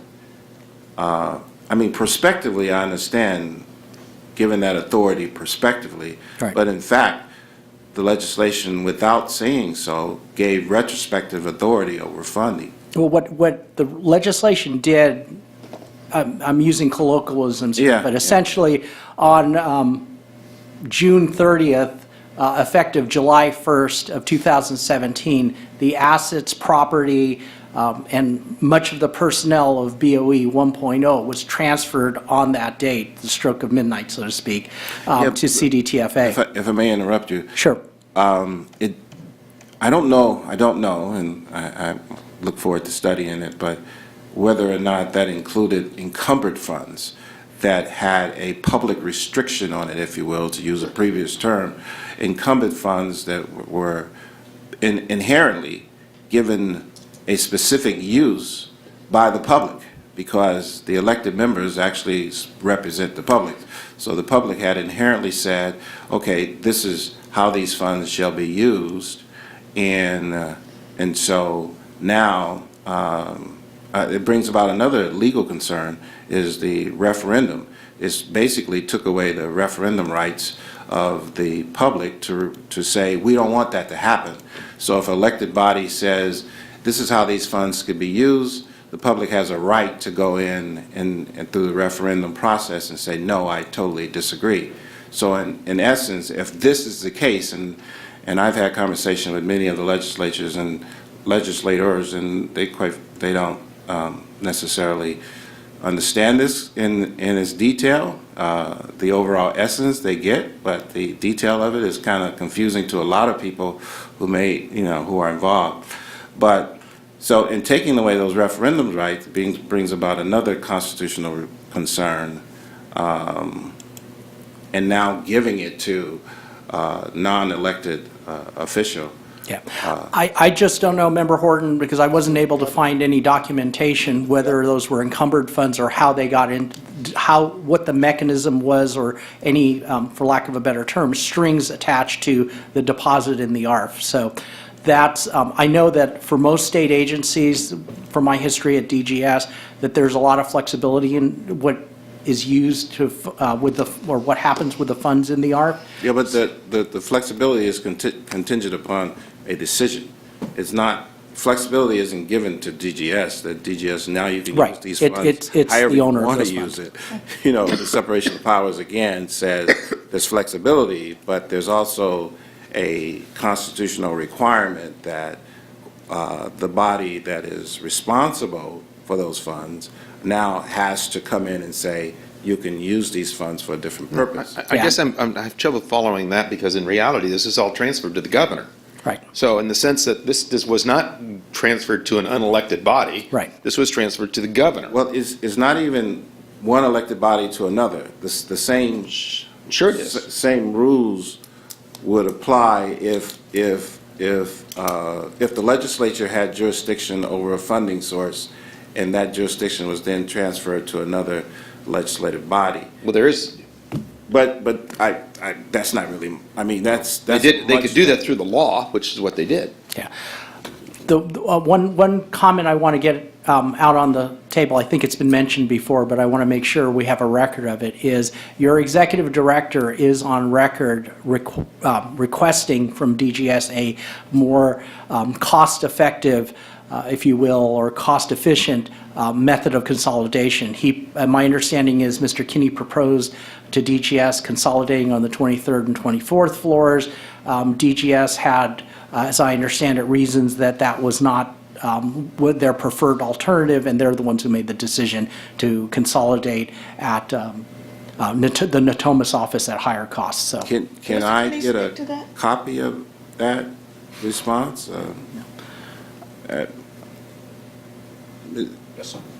You can, okay. Yeah, I believe it was an email, right? No, we have letters. We have letters? Okay, good. So The second question, and then I'll relinquish, I think I've said all I need. The second question is that, how do we cover? So that would be. Do you believe the letter that Mr. Kinney sent over disagreeing with the appropriation and the utilization of those funds was sufficient to protect the members? That and the fact that the position of DOF, DGS, and CDTFA is that we have absolutely no say over those funds. Okay. Yeah, as an alternative, if there's something more that the board wants to do, as I mentioned, you can write a letter individually or as a board to the decision makers, voicing more emphatically, if you will, or the objection. But I think between those two factors, what your executive director's already done, and the fact that the position that I understand these entities have taken is that we have no say over those funds, makes it kind of moot. Well, members, just from my own personal perspective, I totally disagree for not only legal issues, governance issues, separation of powers issues, the whole constitutional concerns, but primarily just the financial fiduciary responsibility as it goes to protecting taxpayers' funds and making sure that they're utilized not only by this agency, but any other agency that is doing something for the benefit of the Board of Equalization. For example, if another state agency decided to do us a favor and give us all new cars, and that was a financially was irresponsible, we can't just say okay. We have to say no, that's not appropriate, and we're not going to accept that inappropriate financial expenditure. Anyway, that's my view of the world.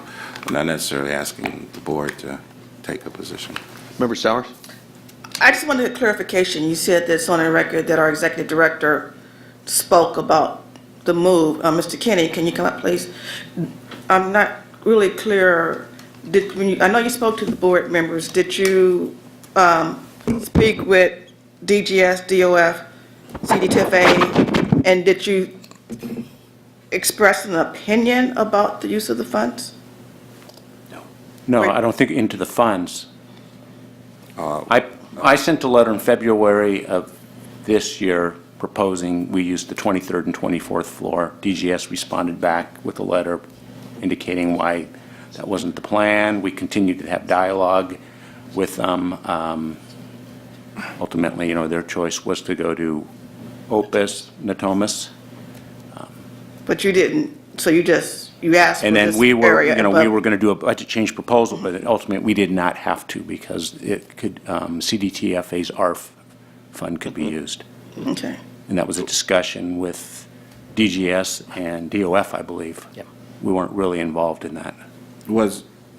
May I? You go right ahead. Do you have any knowledge that the BCP process was abandoned because couldn't legally be done? No. No? Okay. Did you sign the original BCP, making the request for the funding of 2.3? Yes, it would have been submitted under my signature, correct. Given the conferring powers restriction of $1 million in any real estate asset, was that signature approved by the board? The approval, the signing of this BCP? In the conferring powers, it specifically speaks of BCPs and that the authority resides with. And that's part of the legislation in And that AB language 102. that language supersedes the restriction placed by Member Ma, $1,000 in real estate? That was before the board. They put the $500,000 in it, and the other language is very specific on budget change proposal, I believe, perhaps. And the February letter was also before the board gave conferring powers to authorize that? Pardon, I missed the first part of your... I think what you said was, and please reiterate if that's not the case, that was before the board passed the conferring powers agreement. The BCP was after the letter to DGS requesting consolidation on the 23rd, 24th floor was before. So the conferring powers agreement governed the actions of the executive? Would have been in March. The board in March of this year did the conferring powers. The budget change proposal deadline was like September of this year. Okay, all right. So it's your belief that you had the authority despite the language in the conferring power? No, the conferring powers, I believe, did give. Conferring powers. That was despite the restrictions of $1 million? Yes, correct. And Yeah, despite that is the correct. restrictions? Because the restriction didn't apply to the BCPs. And that said that in the conferring, what's the That's language that said that? in AB 102, I believe. Well, AB 102 speaks to the board members not necessarily participating in the process, did not restrict the board members from approving whatever has been done.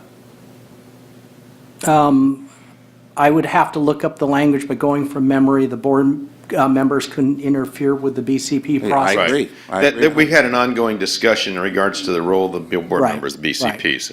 But There's a fundamental disagreement that we have had, that I have had at least, that the legislation speaks specifically of a board member interfering with the BCP. It does Correct. not, in my opinion, deal with a board acting on BCPs. There is a disagreement about that, but the point is moot because the BCP was withdrawn. Yeah. Yeah, well, I get the beat of this, but I'm not going to. I do believe that at some point there needs to be some clarity about the authority of the Board of Equalization. Mm-hmm. And so I also believe that the legislation cannot transfer the constitutional duties of the elected board to the executive director. And I also believe that if the board gives direction that gives specific restrictions, that no other language, unless it specifically impedes the constitutional authority of the board, can circumvent that authority. And there's an inherent challenge with that. I mean, this is not this particular transaction. I'm really looking at this as a larger issue. I mean, the larger issue is that without the approval of the board, that would give the executive director the authority to sign off on BCPs at any amount for any reasons whatsoever without the board member's approval. And that just seems to be inherently in conflict with the separation of powers doctrine. And so, but I get it. We're trying to figure all this out. My suggestion is that we figure it out before someone makes an unintended mistake of doing something with these funds. And for myself, to the extent that you can be helpful, I don't know if you've been authorized to do this, but to the extent you've been helpful, I like your assistance in drafting a letter that gives me cover pursuant to the Government Code 8314 as it relates to any personal liability. Okay. Just kind of, Yes. Member Stauer. this whole BCP and approval, did we get an opinion?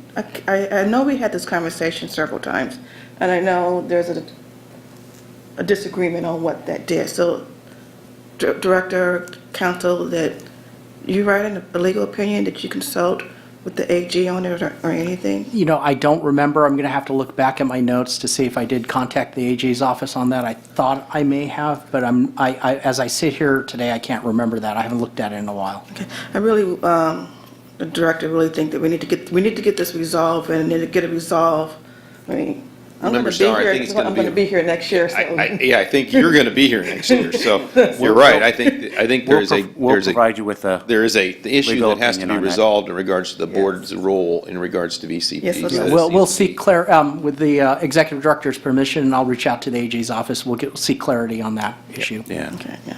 Okay. Any other discussion on this? Okay. Other items on the next item on the agenda? Our last item for today is closed session for the board members to discuss personnel matters and approve prior closed session minutes. Do we require? I'm sorry? We require closed session? Yes, closed session is just to review minutes. Okay. That's it? Yeah. Nothing else? Okay, cool.